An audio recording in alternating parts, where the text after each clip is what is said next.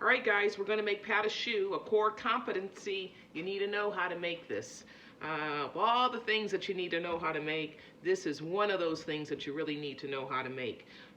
Pate choux, cream puffs, eclairs, that's what we're talking about here. A lot of different uses, very uncomplicated to prepare, and at the same time, just slightly complicated. So, but if you follow the directions here, I think you'll be safe. You could use water or you could use milk. Don't use milk. It's costly. Just use water. A cup of water,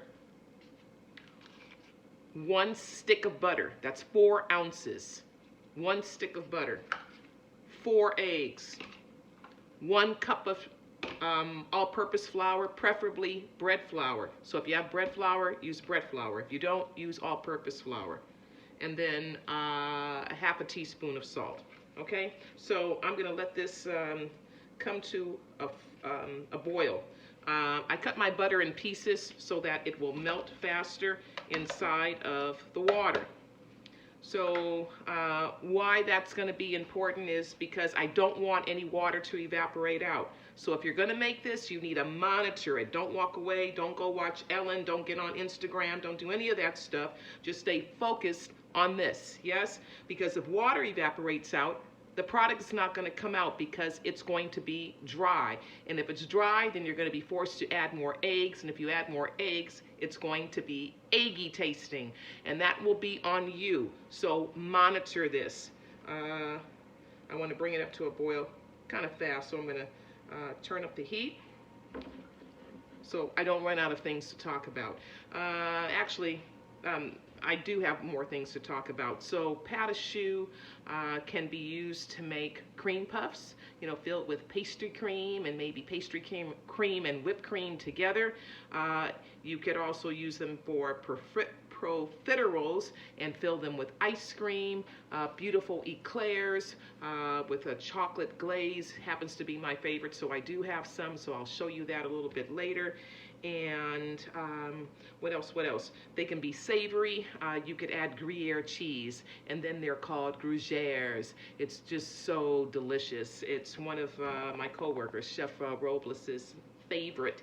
So I never seem to manage to remember to make them for him. So I gotta remember that. And now let's turn this up just a tad bit more.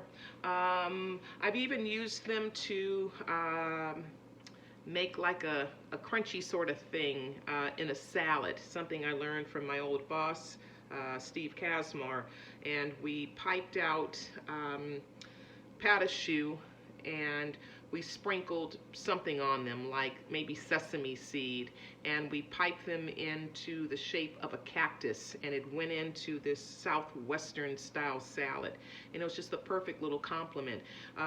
So you can't imagine them being the puffed up form that you're accustomed to seeing them in. They were a little bit flatter because we piped them out with a small tip. Oh, it was just so nice. It was just the added touch that salad needed. I'm going to turn it up a little bit more. And now I'm starting to see some bubbling. So we are going to be adding flour all at one time. Okay? Let me stir this around just so I can get that butter going.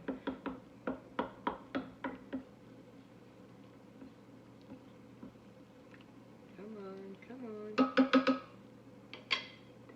So wooden spoon works best for this, and so does a heat-proof spatula, either one. If you are going to be making this for, like making lots of it, you definitely want to use a mixer and of course a larger pot. All right, so it's boiling flour all at one time. Stir it.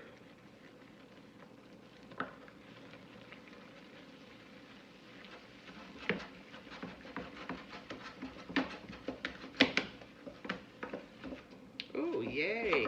Look at that, right? So move it around. Make sure you get all that flour. And you will eventually see that on the bottom there? some little crust forming on the bottom. That's fine. Just keep moving it around. We want to do this for about 2 minutes on the heat. So imagine a large batch, and you're doing this by hand. When I say a large batch, like large, yes? This is a lot of dough to move around.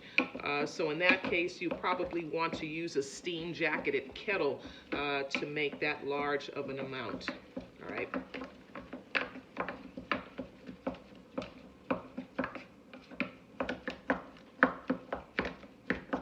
So we're cooking out the starch. So, and basically what you have here is a roux. For those of you not familiar with the roux, you haven't taken 111, you have no, understanding of maybe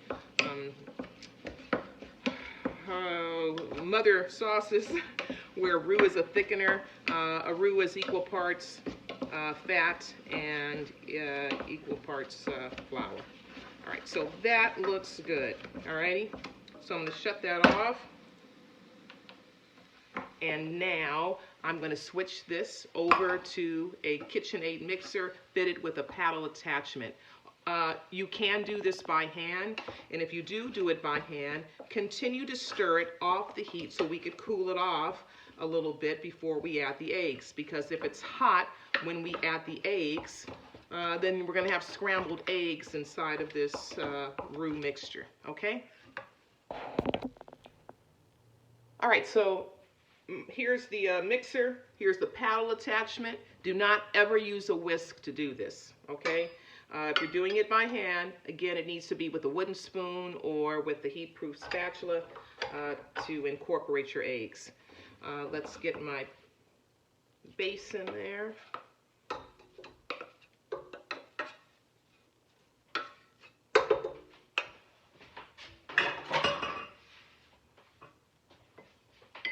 So now I'm going to cool it off a little bit on the mixer. Just let some of that heat escape, okay? Don't want scrambled eggs. My eggs are, oh, look, guys, I forgot my salt. I'm going to throw it in there. Pretend like I put it in there with the water. You definitely want it in there, otherwise your pate choux baked is going to be blah. You want it to have some kind of flavor, all right?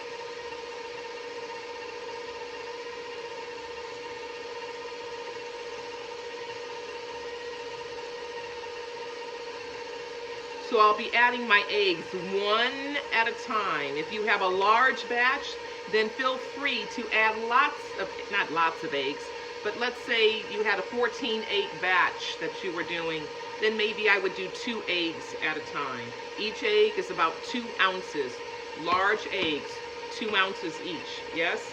And sometimes we'll find at the end that we might need a little bit more egg. Hopefully that's not because you let water evaporate. Maybe it's just the size of the egg was under 2 ounces, or one might be over 2 ounces to compensate for that. So, but usually we're on the money with this recipe, okay? So I'm going to add 1 egg and let it get going, not too high of a speed. If you're doing it by hand, just carefully incorporate that egg. It's going to slosh around. You could do it right inside of the pot that you're working in. You do not even have to transfer it to a bowl. And if you do transfer it to a bowl, it should be a deep bowl.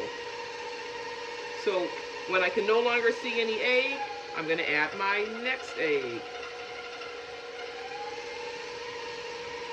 Get it going, and then I'll increase the speed when it's no longer slipping and sliding and sloshing around the bowl.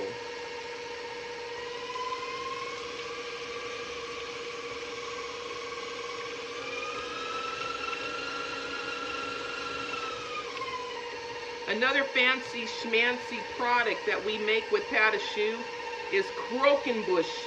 And croquembouche looks like a Christmas tree. You usually see it around the holidays.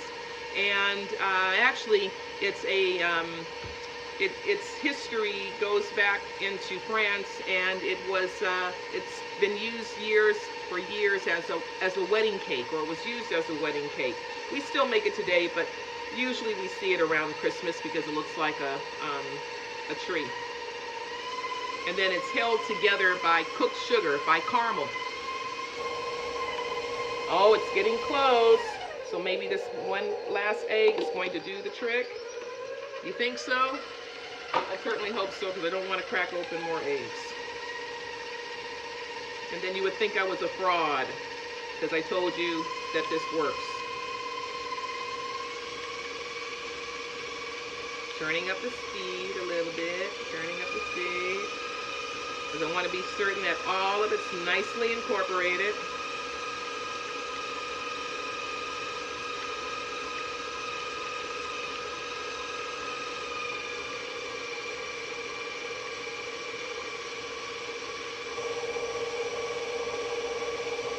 Okay, I think that looks pretty good. All right, so a test that we give this is the bird's beak. I won't show you the bird's beak. I'm going to show you another test. I know I don't have on gloves, but my hands are clean. I'm going to take some, and then I'm looking for a continuous string to form between my two fingers.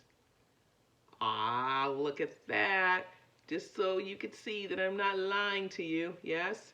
And it doesn't break. Now, if it did break, then I would have some issues. It would be a little too dry, and I would need to incorporate a little bit more egg. Let's say that it looks close, like, wow, it's almost there, and it breaks.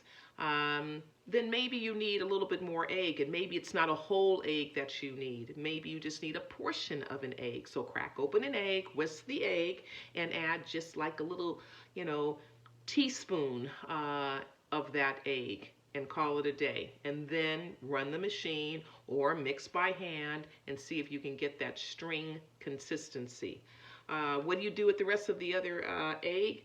You use it for egg wash. Put a little bit of water in there, put it in a container. You're going to use it. You're going to use it during the week, because you got to maybe brush some egg wash on your cream puffs or on your breads. For some reason, you'll need it. Okay? So now this is ready, and I'm going to pipe it out.